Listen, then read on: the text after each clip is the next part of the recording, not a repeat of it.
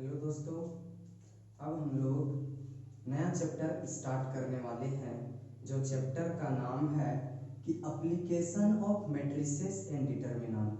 साथ ही पिछले क्लास में हम लोग अभी जितना तक पढ़ रहे थे, जितना क्लास पढ़ा, सब में क्या क्या पढ़ा, मैट्रिक्स और डिटर्मिनेंट को ख़त्म किया। मैट्रिक्स और डिटर्मिनेंट का कंसेप्ट बहुत अच्छा से पढ़ा साथी। इन्वर्स निकाला किसी स्क्वायर मैट्रिक्स का, उसके बाद सिंगुलर मैट्रिक्स क्या होता था, नॉन सिंगुलर मैट्रिक्स क्या होता था, सारा पढ़ाया साथी। सिंगुलर मैट्रिक्स हम लोग किसको कहते थे? सिंगुलर मैट्रिक्स का बात किया जाए तो सिंगुलर मैट्रिक्स उसका वैसा स्क्वायर मैट्रिक्स को कहते थे जिसका डिटर्मिनेंट जो था वो इक्वल टू 0 आ जाता था, उसको क्या कहते थे? Singular matrix. और फिर हम लोग क्या नॉन सिंगुलर मैट्रिक्स किसको कहते थे? नॉन सिंगुलर मैट्रिक्स उसको कहते थे जिसका determinant A not equal to 0, मतलब वैसा मैट्रिक्स जिसका डिटर्मिनेंट 0 के बराबर नहीं होता था, तो हम कहते थे कि वो नॉन सिंगुलर मैट्रिक्स है। अब देखिए साथी कि एप्लीकेशन मतलब होता है यूज करके, किसका यूज करके? तो मैट्रिसेस और डिटर्मिनेंट का यूज करके हम लोग पढ़ने वाले हैं कि एक सिस्टम ऑफ लीनियर इक्वेशन को सॉल्व कैसे करेंगे। सिस्टम ऑफ लीनियर इक्वेशन कहने का मतलब है साथी कि जब 3-4 लीनियर इक्वेशन साथ में रहता है तो उसको कहते हैं एक सिस्टम। जैसे कि बात किया जाए, हमारे पास x + 2y = 5 है और 2x - y = 6 है। ये दो इक्वेशन है, तो इसको हम लोग बोल रहे हैं this is system of linear equation. और इसको हम सॉल्व कर देंगे ये मैट्रिक्स और डिटर्मिनेंट का यूज करके। देखिए इसको कैसे सॉल्व करेंगे साथी। यहाँ पर वेरिएबल है x और y, तो वेरिएबल का एक अलग कॉलम मैट्रिक्स बना देते हैं x और y। उसी तरह एक कांस्टेंट है 5 और 6, तो कांस्टेंट का भी एक मैट्रिक्स बना देते हैं 5, 6, ठीक है। उसके बाद एक कोफिशिएंट है, जैसे x का कोफिशिएंट 1 है, y का कोफिशिएंट 2 है, नीचे वाला इक्वेशन में x का कोफिशिएंट 2 है और y का कोफिशिएंट -1 है। तो हम क्या करते हैं साथी, एक मैट्रिक्स बनाते हैं जिसमें सिर्फ कोफिशिएंट को लिखते हैं। जैसे फर्स्ट वाला इक्वेशन में x का कोफिशिएंट 1, y का 2, सेकेंड वाला इक्वेशन में x का कोफिशिएंट 2 और y का कोफिशिएंट -1। देखिए साथी ये एक लीनियर इक्वेशन इस टाइप का लिखा हुआ था और उसको हम मैट्रिक्स फॉर्म में, हम इस फॉर्म में लिख सकते हैं। यहाँ पर इसका नाम कह देते हैं कोफिशिएंट मैट्रिक्स, इसका नाम कह देते हैं वेरिएबल मैट्रिक्स और इसको कह देते हैं कांस्टेंट मैट्रिक्स। आप सोच रहे होंगे कि इसको हम इस तरह क्यों लिख सकते हैं, तो देखिए साथी यहाँ पर क्या दिख रहा है कि दो मैट्रिक्स का प्रोडक्ट दिख रहा है। तो दो मैट्रिक्स का प्रोडक्ट आप किस तरह से करते थे? फर्स्ट रो को इस कॉलम के साथ करते थे, तो 1 × x, x आया, 2 × y, 2y आया और फिर बीच में जोड़ देते थे। उसके बाद यहाँ पर इसको जब इससे करेंगे तो क्या हो जाएगा, 2x हो जाएगा, -y हो जाएगा, एक मैट्रिक्स हुआ। और फिर क्या, एक कांस्टेंट मैट्रिक्स है 5, 6।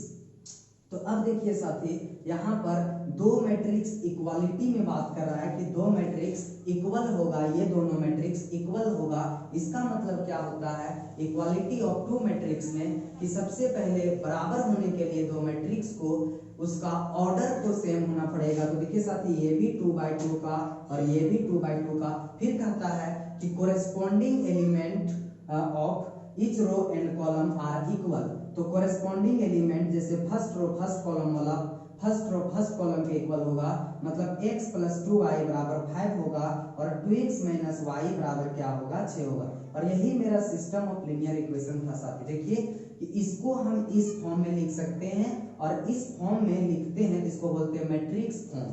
अब जब इसको हम सॉल्व करते हैं, इसको क्या करते हैं, सॉल्व करते हैं, और सॉल्व करने का मतलब है कि x और y का वैल्यू निकालते हैं। तो x और y क्या होगा, इसका सॉल्यूशन होगा। तो साथी कि कौन सा मैट्रिक्स का सॉल्यूशन निकलेगा या नहीं निकलेगा वो हम कैसे पता करेंगे?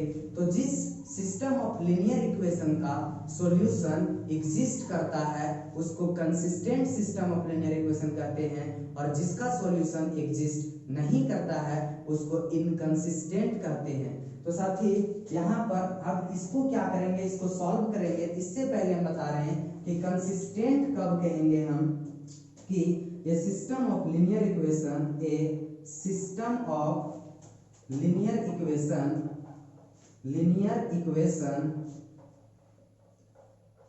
Is called consistent. इसको साथी कंसिस्टेंट कहेंगे, consistent if it's solution exist. साथी इस linear of system of linear equation को, किसी भी सिस्टम ऑफ लीनियर इक्वेशन को क्या बोलेंगे हम, कंसिस्टेंट बोलेंगे। कंसिस्टेंट तभी बोलेंगे साथी जब इसका सॉल्यूशन क्या करेगा, एग्जिस्ट करेगा।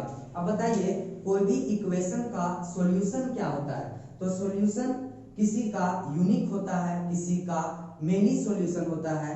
जैसे कि बात किया जाए linear equation in one variable वाला का क्या होता है, एक सॉल्यूशन होता है, वो यूनिक सॉल्यूशन होता है। मतलब जिसका सॉल्यूशन मिलता है उसको कंसिस्टेंट कहते हैं, और जिसका सॉल्यूशन हम लोग निकाल नहीं पाएंगे उसको इनकंसिस्टेंट कहेंगे। तो साथी जिसका सॉल्यूशन एग्जिस्ट करेगा, एग्जिस्ट करने का मतलब है यूनिक सॉल्यूशन, या तो एक सॉल्यूशन मिलेगा यूनिक सॉल्यूशन, और नहीं तो क्या होगा, इनफाइनाइटली मेनी सॉल्यूशन होगा। यूनिक सॉल्यूशन होगा या तो फिर मेनी सॉल्यूशन होगा। चलिए साथी यहाँ तक लिखिए, उसके बाद बताते हैं। देखिए साथी कंसिस्टेंट का मतलब बताया अभी जस्ट, क्या बताया कि वैसा सिस्टम ऑफ लीनियर इक्वेशन को कंसिस्टेंट कहेंगे। कब कहेंगे, जब उसका सॉल्यूशन एग्जिस्ट करेगा। अब किसी का सॉल्यूशन एग्जिस्ट करना मतलब सॉल्यूशन निकाल पाना। किसी का सॉल्यूशन यूनिक मिलता है साथी, किसी का इनफाइनाइटली मेनी सॉल्यूशन होता है। जैसा भी मैं बोला कि linear equation in one variable वाला का यूनिक होता है, लेकिन टू वेरिएबल वाला का क्या होता है, इनफाइनाइटली मेनी सॉल्यूशन होता है। मतलब एक ही लाइन में एक बात समझना है कि जिसका सॉल्यूशन मिलेगा उसको कंसिस्टेंट, और जिसका सॉल्यूशन नहीं मिलेगा उसको इनकंसिस्टेंट। जैसे कहते साथी कि 2 पॉइंट लिखना है, एक पॉइंट तो आप लोग लिख दिए कंसिस्टेंट वाला, दूसरा पॉइंट है कि ये system of linear equation is called inconsistent system if it's solution does not exist. यदि इसका सॉल्यूशन नहीं मिलेगा किसी भी इक्वेशन का तो उसको क्या बोलेंगे कि वो inconsistent system of linear equation है। सॉल्यूशन नहीं मिलने का साथी मतलब है कि जिसका नो सॉल्यूशन होगा, कोई सॉल्यूशन नहीं होगा। देखिए साथी अभी हम क्या बोले कि कोई भी सिस्टम ऑफ लीनियर इक्वेशन को हम लोग क्या करेंगे, मैट्रिक्स मेथड का यूज करके उसको क्या करेंगे, सॉल्व करेंगे। देखिए यहाँ पर क्या है, यहाँ से हम क्या करेंगे, x और y का मान निकालेंगे। जैसे आप समझ सकते हैं कि ये कोफिशिएंट मैट्रिक्स A है और ये वेरिएबल मैट्रिक्स x है, और कोई कांस्टेंट मैट्रिक्स उसका नाम दे दिया B। इसका नाम A दिया, इसका नाम x दिया और इसका नाम दिया B। मतलब क्या दिख रहा है साथी कि ax इक्वल टू क्या दिख रहा है, B। अब देखिए जरा ax इक्वल टू b। अब देखिए a पता है, b पता है, हमको कौन सा मैट्रिक्स फाइंड करना है, तो x मैट्रिक्स फाइंड करना है। ऐसा भी कंसेप्ट आप लोगों को बता चुके साथी कि जब दो मेरा नॉन मैट्रिक्स है और तीसरा अननोन मैट्रिक्स निकालना है और वो इस प्रकार से दिखता है तो हम किस रिजल्ट का यूज करते थे साथी। जैसे हमको x चाहिए तो a को हटाना है, तो a किधर है, पहले है, तो पहले क्या कर, जब पहले रहता था तो दोनों तरफ क्या करते थे, हम प्री मल्टीप्लाइंग कर देते थे और एसोसिएटिव लॉ यूज कर देते थे। तो इधर भी जब प्री मल्टीप्लाइंग करेंगे तो a इनवर्स इंटू b हो जाएगा। ये इनवर्स इंटू a का रूल होता है, उसका फॉर्मूला होता है i, और यहाँ पर x इक्वल टू क्या होगा, a इनवर्स b। मतलब x बराबर क्या हो जाएगा, a इनवर्स b।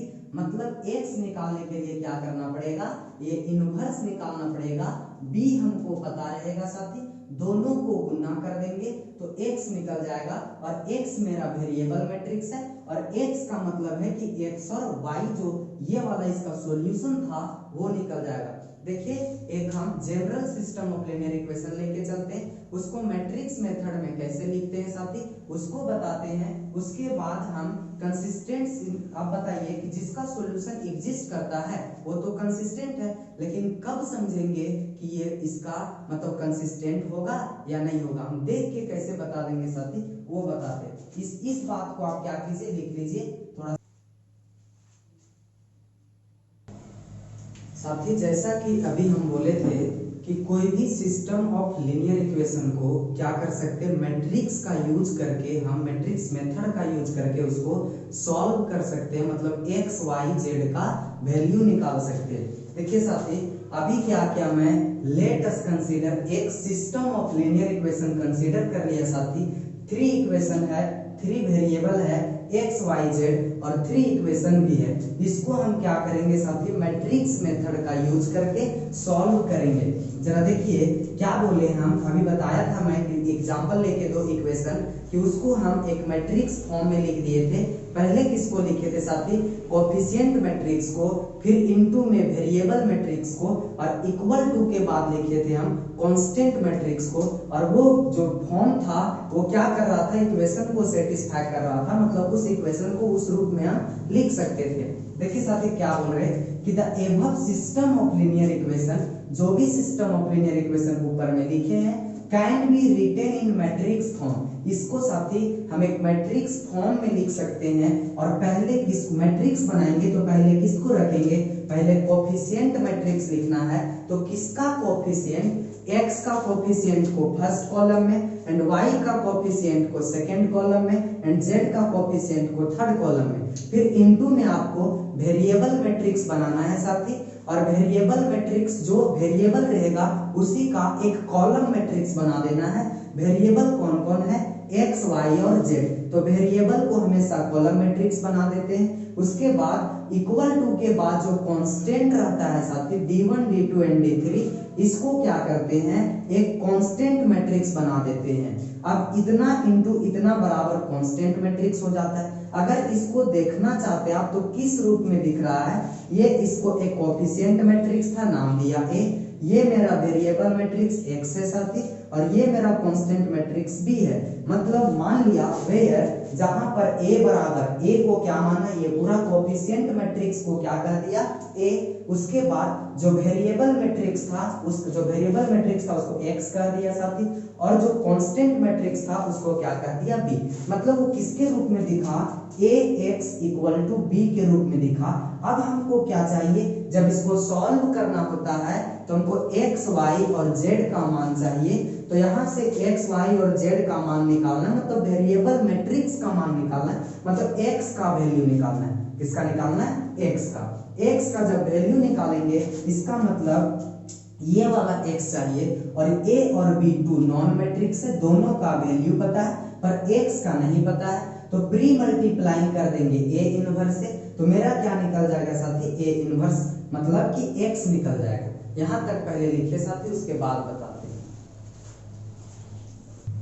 देखिए साथी अभी रिजल्ट हम जो लिखे थे, क्या लिखे थे, ax इक्वल टू b, और यहीं से हमको क्या निकालना है, ये x का वैल्यू निकालना है। तो x का वैल्यू निकालने के लिए हम क्या करेंगे, दोनों तरफ प्री मल्टीप्लाइंग करेंगे, pre multiplying by a inverse on both side. दोनों तरफ a इनवर्स से प्री मल्टीप्लाइंग करने पर तो क्या होगा साथी, a इनवर्स इधर हो जाएगा, a inverse x equal to b, इधर भी तो a इनवर्स से मल्टीप्लाई हो जाएगा। अब देखिए एसोसिएटिव लॉ से ये दोनों को साथ में रख देंगे। अब बताइए तो ये क्या कर सकते हैं साथी कि a इनवर्स इंटू a का रिजल्ट होता है i, हम बहुत पहले बता चुके हैं कि a इनवर्स a बराबर a इंटू a इनवर्स, ये दोनों का रिजल्ट क्या होता है, i होता है। तो यहाँ पर क्या लिखा, i x, और उधर क्या हो गया, a इनवर्स इंटू में b। अब बताइए आई को किसी भी मैट्रिक्स को आइडेंटिटी मैट्रिक्स के साथ मल्टीप्लाई करते हैं तो वही मैट्रिक्स बचता है, मतलब x equal to A inverse into में b। अब बताइए x मेरा पता चल जाएगा, तो उसको निकालने के लिए क्या करना पड़ेगा साथी, सबसे पहले आपको ए इनवर्स निकालना पड़ेगा, b तो आपको पता रहेगा। तो अब बताइए कि ए इनवर्स कब निकलेगा, ए इनवर्स कब निकलेगा, तो ए इनवर्स तभी निकलेगा जब ए मेरा नॉन सिंगुलर मैट्रिक्स होगा, मतलब सॉल्यूशन तभी एग्जिस्ट करेगा जब मेरा ए नॉन सिंगुलर मैट्रिक्स होगा। तो देखिए साथी यहाँ से क्या पता चलता है, यहाँ से ए इनवर्स का बात आया तो आप लिख सकते हैं केस 1 में क्या लिख सकते हैं कि when A is non singular matrix, जब मेरा ए नॉन सिंगुलर मैट्रिक्स होगा,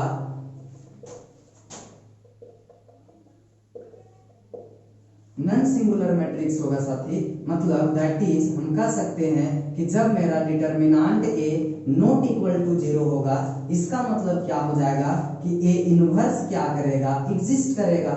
जब ए इनवर्स एग्जिस्ट करेगा तो बताइए आप, ए इनवर्स एग्जिस्ट किया और किसी का भी ए इनवर्स क्या होता है, किसी का भी जो इनवर्स निकलता है साथी कोई भी मैट्रिक्स का, वो यूनिक होता है। मतलब यहां से हम क्या कर सकते हैं कि जब मेरा A inverse not determinant A not equal to 0 होगा तो हम कह सकते हैं कि इक्वेशन है क्या होगा, यूनिक सॉल्यूशन मिलेगा। क्या मिलेगा, यूनिक सॉल्यूशन मिलेगा, यूनिक सॉल्यूशन मिलेगा। किसका, सिस्टम ऑफ लीनियर इक्वेशन का क्या मिलेगा साथी, हैज यूनिक सॉल्यूशन होगा एंड इज गिवन बाय, और वो किससे दिया जाएगा, और वो दिया जाएगा एंड इज गिवन बाय, यही वाला फॉर्मूला से x equal to A inverse into B वाला से। अब बताइए कि जब मेरा determinant A not equal to 0 था तो यूनिक सॉल्यूशन मिला, लेकिन जब कंडीशन मेरा क्या हो जाएगा, कभी कभी ऐसा होगा कि डिटर्मिनेंट ए इक्वल टू 0 आ जाएगा, तब क्या होगा साथी, तो उसका रिजल्ट हम बताते। पहले यहाँ तक पहले समझिए कि क्या बोला मैं, कि जब ए नॉन सिंगुलर होगा, मतलब नॉन सिंगुलर का मतलब है कि determinant A not equal to 0 होगा, और जब नॉट इक्वल टू 0 होता है तो ये इनवर्स एग्जिस्ट करता है, और जब ए इनवर्स एग्जिस्ट करता है साथी तो किसी का भी इनवर्स क्या होता है, यूनिक होता है। इसीलिए जो सिस्टम ऑफ लीनियर इक्वेशन होगा वो यूनिक सॉल्यूशन होगा, और वो किस फॉर्मूला से निकाला जाएगा, तो यही वाला फॉर्मूला से निकाला जाएगा, x equal to A inverse into B से। चलिए आप जब केस 2 क्या बनाएंगे कि जब मेरा एक सिंगुलर मैट्रिक्स होगा तब क्या होगा, देखिए साथी।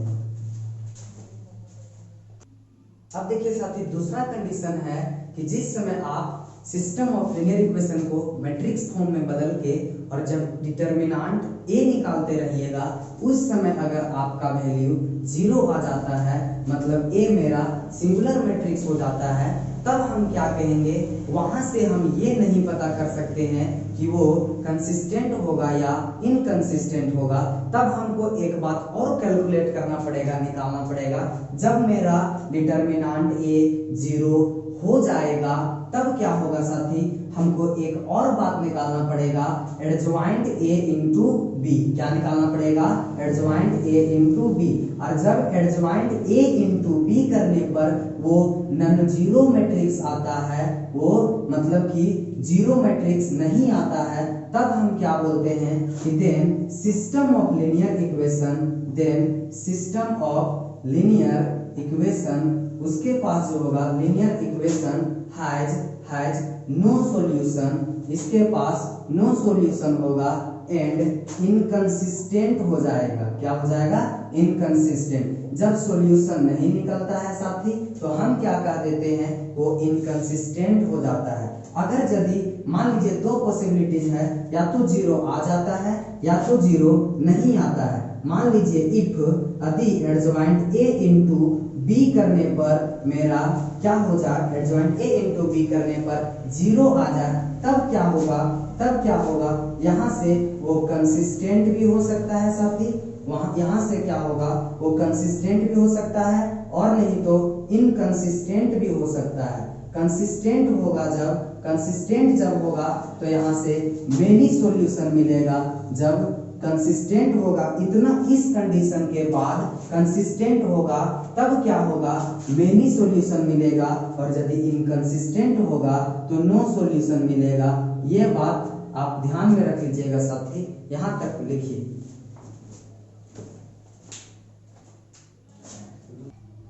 देखिए दोस्तों, अभी हम बताए थे कि फर्स्ट में ही बताया कि कोई भी लीनियर इक्वेशन को हम मैट्रिक्स मेथड का यूज करके क्या कर सकते हैं, सॉल्व कर सकते हैं, सिस्टम ऑफ लीनियर इक्वेशन को। तो देखिए साथी, यहाँ पर हमारे पास एक सिस्टम ऑफ लीनियर इक्वेशन दिया गया है, इसको हम मैट्रिक्स मेथड का यूज करके इसको सॉल्व कर देते हैं। सबसे पहले यहाँ लिख देंगे कि the given system of linear equation, the solution में लिख रहे साथी कि the given system of linear equation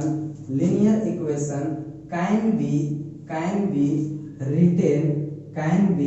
written as, इसको किस तरह से लिख सकते हैं, सबसे पहले लिखते हैं कोफिशिएंट मैट्रिक्स, तो x का कोफिशिएंट 2 और इसमें क्या 3 और इसमें y का कोफिशिएंट 5 और इसमें 2।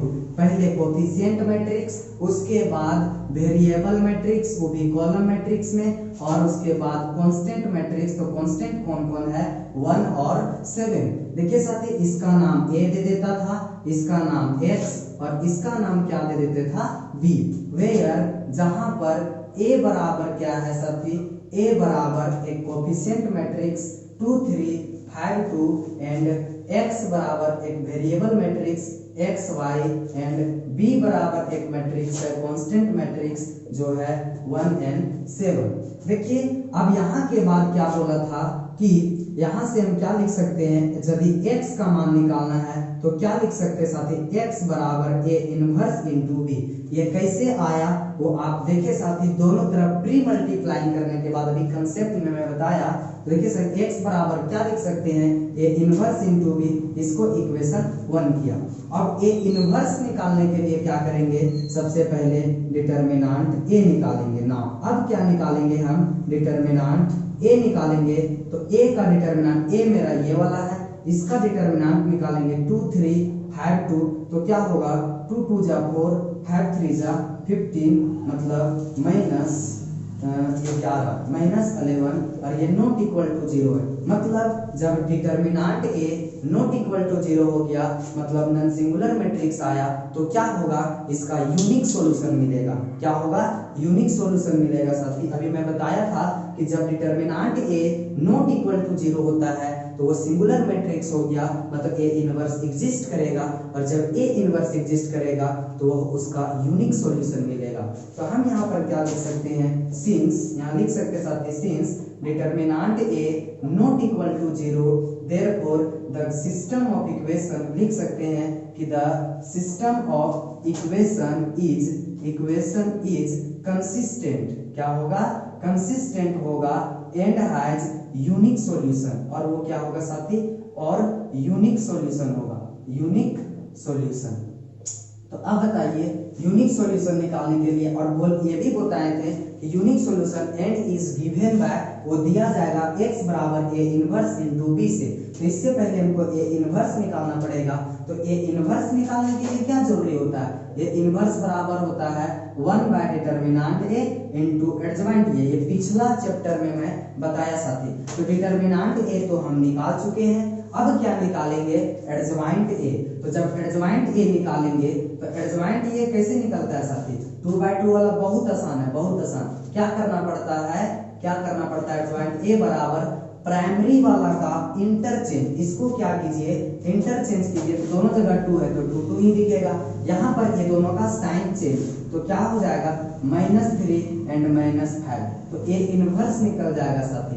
इसीलिए a इनवर्स बराबर 1 by determinant a into adjoint a।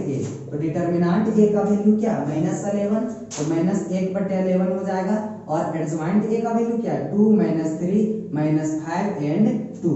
अब a इनवर्स निकल गया, इसको यहाँ पर पुट कर देंगे इक्वेशन 1 में, और b का भी वैल्यू पता है साथी, दोनों को पुट कर देंगे, गुना करेंगे तो मेरा क्या निकल जाएगा, x निकल जाएगा। यहाँ तक लिखिए, उसके बाद बताते हैं। अभी हम क्या किया साथी, a इनवर्स निकाला और b निकाला, b मुझे पता, दोनों का वैल्यू हम इक्वेशन 1 में रख रहे हैं। तो क्या लिखेंगे कि पुटिंग द वैल्यू, ऐसे लिखेंगे फ्रॉम 1 से, कहां से चल रहे हैं, फ्रॉम 1 से।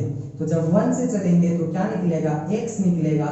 ये इनवर्स का वैल्यू क्या है, -1/11, फिर क्या 2 - 3 -5 and 2, और b का वैल्यू क्या है 1 and 7। जरा इसको सॉल्व करेंगे तो क्या होगा, देखिएगा साथी, फर्स्ट रो इस कॉलम के साथ, फर्स्ट कॉलम के साथ, तो 2 × 1 = 2, -7 × 5 = 35, 7 × 5 = 35। उसके बाद इसको सॉल्व करेंगे तो -3 and 2 × 7 = 14 प्लस का 14। अब देखिए -1/11, 35 में 2 गया -33, 14 में 3 गया तो 11 हुआ प्लस का। अब देखिए अंदर इसको गुना करेंगे तो वो क्या हो जाएगा, माइनस माइनस प्लस, 33/11 3 एंड 11/11 -1। ये क्या निकला, x बराबर निकला, मतलब x का नाम क्या था, x और y, और यहाँ पर क्या था 3 - 1। देखिए दो मैट्रिक्स इक्वल हो गया, ऑर्डर भी सेम है, इसका मतलब क्या होगा कि कोरेस्पॉन्डिंग वैल्यू भी सेम होगा, x बराबर 3 हो जाएगा एंड y बराबर क्या हुआ -1। तो हम क्या बोले थे साथी कि linear system of linear equation को क्या कर सकते हैं, हम मैट्रिक्स मेथड का यूज करके इसको क्या कर सकते थे, सॉल्व कर सकते थे। सॉल्व किया साथी, देखिए x बराबर 3 और y बराबर -1 आया। नेक्स्ट क्लास में हम क्या बताएंगे, 3/3 वाला, मतलब 3 वेरिएबल और 3 इक्वेशन वाला को कैसे सॉल्व करते हैं सब। चलिए यहाँ तक लिखिए।